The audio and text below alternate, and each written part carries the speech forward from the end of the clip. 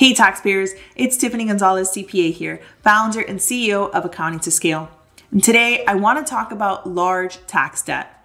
Owing the IRS can give people a lot of anxiety. I'm here to let you know that you do have some options. If you can't pay the IRS in full, they do allow you to set up a payment plan, but that does come with downsides. So we'll talk about them in this video. When you can't pay the IRS in full, they typically charge you interest and penalties. Those penalties relate to the fact that you have not been able to pay your tax due in estimated tax payments during the year and by the due date. Unfortunately, you continue to be charged interest and penalties even within a payment plan. The IRS does this because they're trying to incentivize you to pay them off as soon as possible. The IRS currently offers two types of plan, a short-term plan and a long-term plan. The short-term plan is when you are about to come into some money to pay off the IRS, you just don't have it all at the moment.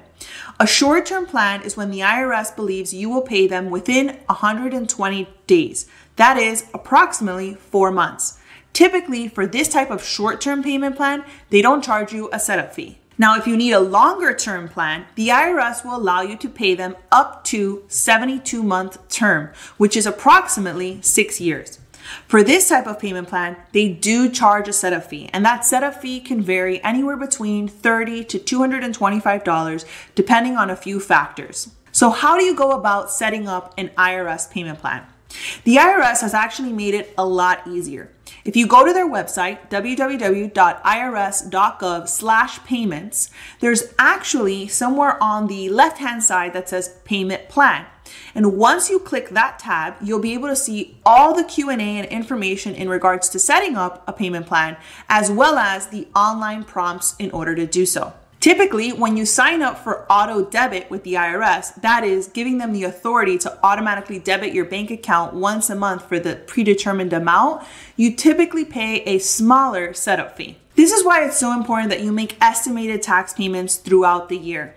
Making small payments quarterly, that is once every 3 or 4 months, is so much easier to do than paying a large lump sum at year end, or possibly not even having the money you need to pay the IRS. When you don't pay the IRS estimated tax payments, you pay a penalty for that, approximately 5% of your tax due.